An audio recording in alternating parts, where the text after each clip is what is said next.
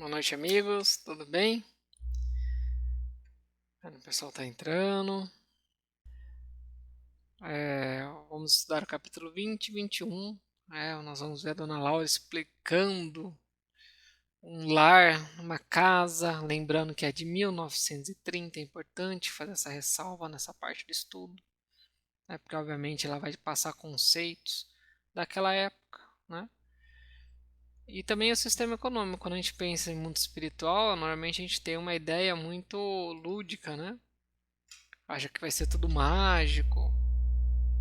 E será que tem dinheiro, sistema econômico, propriedade privada? Vamos ver o que André Luiz traz para nós. E aí uma pequena mudança. Agora eu me organizei e então nós vamos ter aula toda semana do Lições de Nosso Lar. E então bate-papo, aprofundamento, tirar dúvidas do grupo que tem no WhatsApp e no Facebook. Até essa quinta mesmo, né? Então hoje, quarta e quinta, quem quiser tirar dúvidas, né, da aula e do conteúdo dos livros. E na terça que vem a gente tem já uma nova aula. Com isso então nós vamos render bastante, né? O curso com base no livro Lições de Nosso Lar pode ser comprado na Livraria Espírita Marília e na Candeia. E esses são meus contatos para quem quiser conversar. Além de quem está no grupo do WhatsApp e do Facebook. E também tem na Amazon Kindle. Uma revisão. A gente viu que Nosso Lar é uma cidade, simplesmente, né? Uma cidade localizada na terceira esfera umbralina. E André Luiz ele está hospedado na casa de Dona Laura, depois que teve alta do hospital. Dona Laura é mãe do Lisias. O Lisias cuidou do André Luiz enquanto ele estava no hospital. Aqui é um mapa que tenta demonstrar essas regiões espirituais, na verdade, esferas espirituais, né? Do 2 ao 4. As esferas umbralinas, do 5 ao 6, as esferas superiores. Esse outro meu desenho, um pouquinho mais feinho, né? Mas para tentar explicar de uma forma bem didática. Nós temos entrelaçado uma dimensão física e uma dimensão espiritual, rótulos para designar dimensões da matéria, e nós temos esferas pouco desenvolvidas, esferas medianas, que são as umbralinas, e as superiores. Esse desenho um pouquinho mais bonitinho, feito por um amigo, né? 4D é o mundo espiritual, que é a matéria em sua quarta dimensão. 3D é o mundo físico. Nós temos uma realidade. Né? No 4D nós temos várias realidades coexistindo. Né? Então as outras religiões dão outros nomes para essas realidades. Por exemplo, a católica chama de inferno as esferas negativas, as esferas inferiores. As esferas umbralinas muitas vezes vai ter a noção de purgatório. E as esferas superiores, né, paraíso. Você vê, são nomes que com o tempo, com a evolução intelectual, a ciência e as revelações espirituais, nós vamos aprimorando os nomes, os rótulos. Né? A gente vai entendendo melhor, designando melhor os significados. Vamos lá. Poderia ver assim? Poderia ver assim, porque quando você está em uma realidade, você está andando sobre ela. Você faz um desdobramento e vai lá para o nosso lar, você vai andar. Né? O André Luiz morando lá em nosso lar, está andando. É um mundo. Quando você está lá, você olha para um céu, pisa num chão. É bem realista. Nada lúdico. E aí nós temos o capítulo 20. Dona Laura, a senhora Laura, começa a explicar que as mulheres trabalhavam na casa e na colônia. Né? Ou seja, algo normal. Né? Trabalhava na casa e na colônia. E também preparavam novas reencarnações, buscando a evolução natural, espiritual. Quem já está vivendo ali na terceira esfera umbralina já tem um nível de desenvolvimento consciencial, né? Uma consciência desperta, interessante para o nível que está a humanidade. Quem está lá já entende que é espírito, já entende que tem diversas encarnações, então ela analisa como está a sua evolução espiritual, trabalha, estuda, vive e programa uma nova reencarnação, buscando sempre essa evolução. André Luiz perguntou se as organizações domésticas de nosso lar eram parecidas com a dimensão física, né? Ou seja, as famílias, os casamentos, a organização que tem no lar aqui é parecido com o que tem lá? E ela ressaltou que as organizações daqui, ou seja, as encarnadas, é que procuram copiar o que existe no mundo espiritual, né? Mas ainda são dominadas pelo orgulho, egoísmo, ciúmes, todos os defeitos que nós temos, né? Então todas as nossas relações são dominadas por esses defeitos, né? Inclusive as organizações familiares. Mas olha que interessante, né? Então a daqui que tenta copiar o mundo espiritual, ou seja, a vida parte do mundo espiritual para cá e não ao contrário, daqui para lá. Lá é um universo muito mais complexo do que aqui. A gente tem que sempre lembrar disso. A Laura passou a fazer considerações relativas ao relacionamento de um casal. Ressaltou que o lar é instituição essencialmente divina e que se deve viver dentro de suas portas e paredes com todo o coração e toda a alma. E por que é essencialmente divina? Porque é no lar, na residência, que você tem a expressão do amor, inclusive pelos filhos, pelo relacionamento do casal, né? É uma forma também de você estar expressando o amor, e quando nós estamos expressando o amor, estamos em sintonia com Deus. Mas ela ressalta que, infelizmente, muitos casais não zelam corretamente pela convivência tolerante, fraternidade e gentileza. O casal, muitas vezes, ele se aproxima até pelas atrações físicas, tem a paixão, casa, e depois de um tempo, esquece dos sentimentos de tolerância, de fraternidade, de amizade, de gentileza, começa a viver como inimigos. É um cuidado que a gente tem que ter sempre, de zelar com o relacionamento do casal e qualquer outro relacionamento, né? Muitas vezes a pessoa é muito uma pessoa querida por todos, só que, por exemplo, trata muito mal a mãe, trata muito mal o pai, o irmão, a irmã, que é ali que ela se revela verdadeiramente, né? A sua natureza. Se você tratar mal alguém, saiba que nesse momento você está refletindo a sua verdadeira natureza espiritual. Porque é ali que você está sendo 100% autêntico, não está usando nenhuma máscara social. Então a gente tem que ter essa consciência para justamente vigiar e fazer a reforma íntima até nisso. E aí é preciso recordar que o livro foi escrito por volta de 1943, quando que Nosso Lar foi escrito? 1943. E dizia respeito a fatos ocorridos por volta de 1930. E qual que era a realidade em 1930? Praticamente outro mundo, né? As mulheres totalmente submissas aos homens, uma sociedade extremamente machista, né? Até mesmo no Código Civil a mulher era relativamente incapaz, ou seja, ela não podia praticar um ato da vida civil sem a anuência, né? Sem o aval do marido, olha, ou do pai. Olha só como a sociedade era machista. E então, a conversa que se desenvolve entre André Luiz e Dona Laura considera essa sociedade, né? Como eu falo, quando a gente reencarna, a gente adentra num espaço-tempo de uma sociedade já constituída, com diversos costumes, um inconsciente coletivo, uma programação que já traz até na genética e mental, que influencia fortemente os espíritos. Então, então cada 100 anos muda muito, muito. Né? Basta pensar que a escravidão, por exemplo, acabou há 130 anos, ou seja, 140 anos atrás, o Estado te garantia ser dono de uma pessoa simplesmente por causa da cor da pele. Olha como isso parece que a gente está falando de algo de filme, parece que estamos falando de algo, né, de outra, praticamente inacessível, né? Mas não, foi 130 anos atrás, 140 anos atrás, o Estado te garantia por lei ser dono de alguém por causa da cor de pele, né? Hoje temos aí no racismo estrutural, o racismo sim, mas já o Estado combate isso, olha a diferença, né? O Estado combate a discriminação. Naquela época o Estado garantia a escravidão. Então olha como muda a sociedade em 100 anos, olha como mudou também em relação à mulher. Temos o machismo estrutural, tem sim. O que é estrutural? Que está tão enraizado na sociedade que a gente pratica sem nem perceber. Esse é o estrutural, de uma forma bem simplista.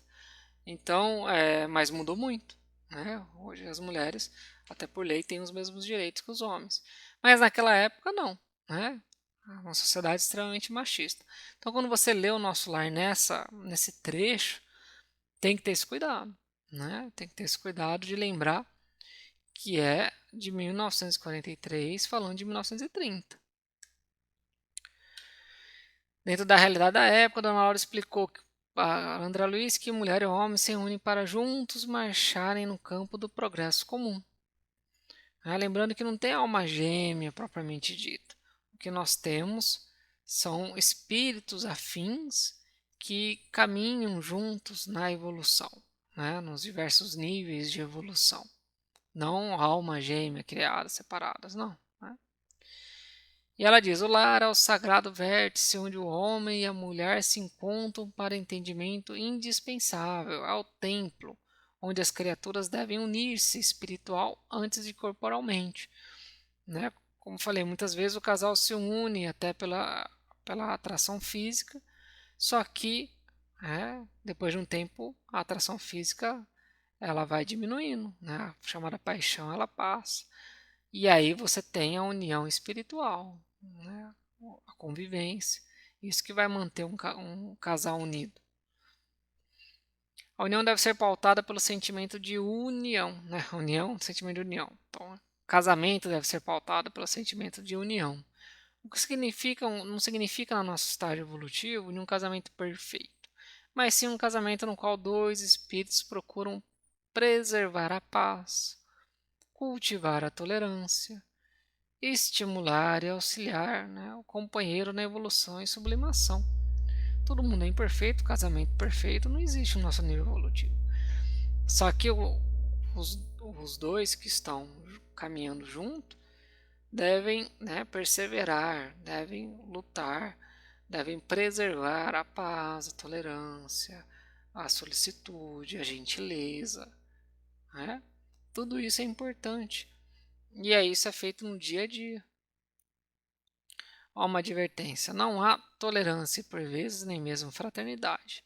E apague-se a beleza luminosa do amor quando os cônjuges perdem a camaradagem e o gosto de conversar, quando deixam de ser amigos. Né? Daí em diante, os mais educados respeitam-se, os mais rudes mal se suportam. Não se entendem. Perguntas e respostas são formuladas em vocábulos breves. Por mais que se unam os corpos, vivem as mentes separadas, operando em rumos opostos. Então, uma advertência da dona Laura para essa questão. Né? No casal, depois de um tempo, praticamente não malemar conversar, né? Não saber conversar, manter um diálogo, deixar de serem amigos, né, os dois. A maioria dos casamentos, como qualquer outra relação, o casamento é kármico, né, é legado a karma. Sinto te informar que todas as nossas relações no atual estágio evolutivo, né, está impregnado de elementos kármicos. Por quê? Porque nós vivemos milhares de vidas, então nós trazemos muitas necessidades de resgates. E naturalmente a lei divina nos atrai para aqueles que estão envolvidos com nós nessa história de vidas. Né? Então é normal que tenha sempre o elemento kármico, que inclui também o casamento. O que não é algo a ser visto de forma ruim, porque você pode, por justamente diante dos elementos kármicos, estar encarnado com uma pessoa na qual você junto irá evoluir, trabalhar no bem, ter uma vivência boa e resgates kármicos. O que é importante no casamento, no relacionamento com amigos, com irmãos, no trabalho, né? No centro espírita, no trabalho de caridade, voluntário. O que é importante? É o dia a dia. Né? É o dia a dia. O que define tudo é o dia a dia. Por isso que a gente fala da reforma íntima como uma mudança de hábitos. Por isso que a gente fala da reforma íntima como uma estruturação de organização do tempo, né? De uma forma que se torne uma vida saudável, você viver melhor. Porque é o dia a dia que define tudo. Não adianta você procurar fórmulas mágicas. Não existe a felicidade de novela, não existe a felicidade de Instagram. O que existe é o dia a dia. Então é no dia a dia, no relacionamento, no casamento, que você define se é feliz ou não, né? É o respeito, é o carinho, é a conversa. É no dia a dia com os filhos que você vai estabelecer um relacionamento saudável, com os amigos. É o seu dia a dia que vai estabelecer você ser feliz ou não. Porque dificuldades elas vão aparecer a todo momento, né? No trabalho, na família, em qualquer lugar. Todo momento vai aparecer dificuldade. Agora, se você tem um dia a dia saudável, você cria uma fortaleza espiritual. Quando aparece um problema, você enfrenta. Se você tem um dia a dia infeliz, viciado, materialista, você é frágil. Qualquer problema vai ser difícil de suportar. Isso inclui o casamento, né? Então, o dia a dia do casamento que vai determinar, eu vivo um casamento feliz. É o dia a dia, são as pequenas coisas, né? São as pequenas gentilezas, as pequenas palavras, as pequenas conversas, os pequenos comportamentos, que isso tudo junta e se transformam nas grandes coisas, né? São as pequenas coisas que determinam. Então, o casamento é kármico, provavelmente é muito provável, assim como todos os outros relacionamentos nossos. Mas é o dia a dia que vai definir a felicidade ou infelicidade, uma vida agradável ou uma vida desagradável. É o dia a dia. E a dona Laura finalizou a conversa explicando que ela falou inclusive aí, ó, a jornada de trabalho, 8 horas por dia. É o que ela trabalhava em prol da colônia. Então André Luiz estava curioso sobre a questão de propriedade privada na colônia. Era possível ter propriedade privada? E aí a dona Laura explicou que sim, que é possível. E aí para isso você precisa trabalhar, horas de trabalho. E cada trabalho é remunerado com bônus horas, é o nome do dinheiro lá de nosso lar. E com acúmulo é possível comprar uma residência. Até aqui, gente, qual que é a novidade? O pessoal vê, há uma necessidade de transformar o mundo espiritual em algo muito lúdico. Mas o que está diferente daqui? Né? Propriedade privada existe, tem que trabalhar. Trabalhando você ganha um nome de uma forma de remuneração. O que é o trabalho nosso? É isso. Você vende sua hora de trabalho, sua força de trabalho para receber um valor. E esse valor você utiliza para comprar outra coisa. Só quando você compra algo, você está, na verdade, comprando com as suas horas de trabalho. Né? A gente tem que pensar bem como gastar o dinheiro, porque na verdade o dinheiro é só uma representação do tanto que você trabalhou. Até aqui, eu não vejo nada demais. O que é interessante, que eles já começam a desenvolver sociedades em que a acumulação de patrimônio não tem o mínimo sentido, porque para eles ali já não tem sentido.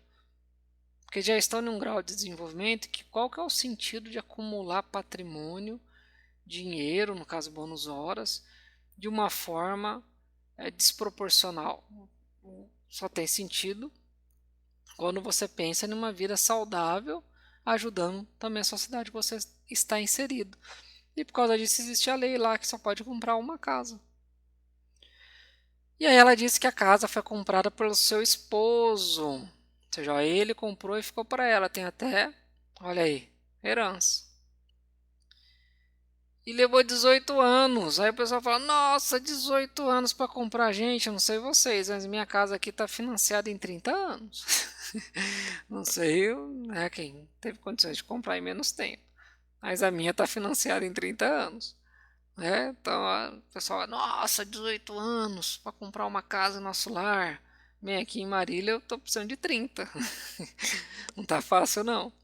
Então, a gente tem que enxergar de uma forma mais racional as coisas, né? Lá é a humanidade reunida e estruturada numa cidade. E aí, mas então você está querendo materializar o mundo espiritual? Não, não sou eu, ele é materializado, né? São humanos vivendo em sociedade.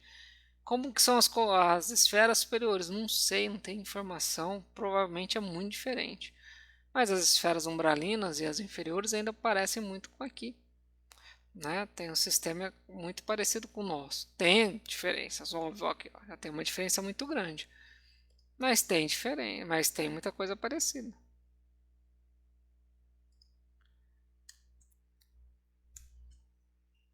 Explicou que se uniu com o marido no mundo espiritual e depois seus filhos desencarnados e voltaram para casa na colônia. É muito comum, né? É, depois de um tempo de evolução, isso você não vai encontrar em muitos livros, tá? Daí foi muito nos meus desdobramentos e nos cursos que eu participei lá na espiritualidade. É muito comum, depois de um tempo, uma estabilidade na família, né? Então, você vê, ela desencarnou, o marido desencarnou, chegar no mundo espiritual, esperar os filhos desencarnar e reestruturar a família lá no mundo espiritual. Viveram um tempo lá e agora começam a fazer o caminho de volta para o mundo físico. Voltando a ela de novo com o marido e depois os filhos de novo. Ou seja, vai criando uma estrutura familiar que transcende o espaço-tempo. Com o tempo isso é comum, essa estabilização. Né? Então ressaltou que agora era necessário voltar a reencarnar para saldar dívidas espirituais. André Luiz ficou curioso como ela tinha conhecimento sobre o passado espiritual dela. O pessoal acha que desencarne e já, pronto, lembro de tudo. Não, né? Não, porque nós não temos capacidade intelectual e amadurecimento espiritual e emocional para lembrar de tudo. Imagina, de repente, eu lembro 300 anos, né, 3, 4 vidas atrás e me vejo torturando pessoas, matando, participando de guerras, ou eu sofrendo essas injúrias. Que equilíbrio emocional eu vou ter? Espiritual. Então a dona Laura ressaltou que é necessário muito equilíbrio para acessar o passado espiritual. E você sem ajuda não consegue. Né? Mas pode ter algumas lembranças, alguns sonhos, mas acessar realmente você precisa de ajuda. Então ela precisou de ajuda, de assistência, tem locais, como aqui nós temos a medicina, lá tem a medicina de lá. Então lá há assistência profissional, espíritos com formação para isso. E aí eles acessaram os últimos 300 anos. Ela conseguiu acessar a vida dela nos últimos 300 anos. Já é muita coisa. Né? Então, eles leram arquivos que tinham lá guardado na colônia. Olha a organização, né? E além de procedimentos magnéticos para recordar realmente na mente o que viveu. Né? Então, das duas formas, eles tiveram acesso à informação. E aí, com essas informações, que essas informações ajudam a entender quais são as energias mais latentes no espírito, ou seja, aquelas que estão mais reclamando um resgate, eles programaram uma nova vida. E aí a dona Laura explicou que o Ricardo, o marido, já havia reencarnado há 3 anos e que ela iria reencarnar em breve. Ela estava apenas aguardando o retorno da irmã dela, a Teresa, para reencarnar, para ajudar a cuidar da família. Olha que interessante. Para depois ela reencarnar e casar de novo com o Ricardo. Olha aí. Ah, casamento kármico. Mas olha, vai de novo reencarnar. Estavam vivendo junto no mundo espiritual. Vão reencarnar por quê? Porque são verdadeiros espíritos afins. Espíritos que têm uma sintonia, que querem juntos, eles querem caminhar, né, ao longo da evolução espiritual. E provavelmente vão receber depois os filhos novamente. Lembra que eu falei da estabilidade que a família vai criando? E com isso nós terminamos a exposição de hoje. Ó, deu 30 minutos certinho. Semana que vem a gente vai analisar capítulo 22 e 23. Vamos ver se vocês enviaram perguntas. Deixa eu ver aqui. A Rosana, como eu faço para entrar nos grupos? É que agora já está fechado, Rosana, porque esse daqui a gente fez esse sistema de inscrição antes do início do curso. E aí, então, as pessoas inscritas entraram no curso, nos grupos, para a ideia de ser um debate que vai aprofundando, né? Não um debate aberto, como é na exposição.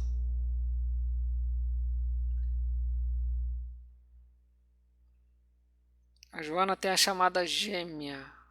Imagina que você falar alma chama gêmea. Imagina que você quer falar alma gêmea. Mas segundo o Espiritismo, e aí nosso estudo é sempre com base no Espiritismo, não há alma gêmea. O que há são espíritos afins que caminham na evolução espiritual. Porque a alma gêmea é aquelas que foram criadas juntas no início e que para sempre ficarão juntas e uma depende da outra e uma é ligada à outra. Para o espiritismo isso não existe. Genilson, hoje em dia tem muitas pessoas que através da constelação familiar procuram saber sobre vidas passadas. Isso não se torna a vida uma prática perigosa? É assim, Genilson, minha opinião é que encarnado você só deve acessar informações de outras vidas se for para algum tratamento, né, de trauma, algo que o espírito carrega e que não está conseguindo desenvolver uma vida encarnada saudável. Então, você ter acesso a informações de outras vidas pode ajudar a entender e assim fazer um tratamento, como por exemplo o Dr. Ricardo Bernardi desenvolve esse tipo de tratamento, e aí é importante ser com alguém que entende do assunto para fazer isso. Por curiosidade e tudo mais, se você não tem algum problema desse tipo, né, um trauma que está realmente prejudicando a tua vida física, eu não recomendo, eu não acho legal não. Se você esqueceu, existe um motivo. O Andreane, quem não consegue comprar uma casa e não tem um convite de André Luiz, tem que pagar aluguel? Não sei, não tem informação sobre isso. Dá a entender que nosso lar fornece moradia para aqueles que não conseguem comprar. Dá a entender que é podemos imaginar aí um sistema de estado de bem-estar social, algo do tipo, em que o morador tem um mínimo, né?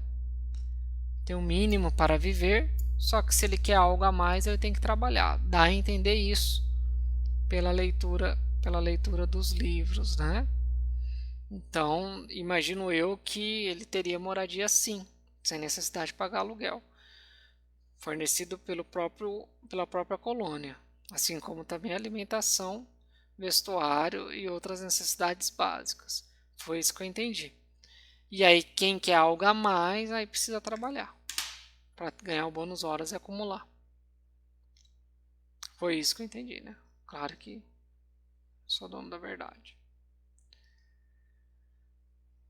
Mais alguma dúvida? Senão eu vou encerrar. Então é isso, pessoal. Se ninguém vai mandar mais perguntas, eu vou encerrar. Então, abraços. Obrigado pela participação e até semana que vem. E se cuidem. Abraço, boa noite.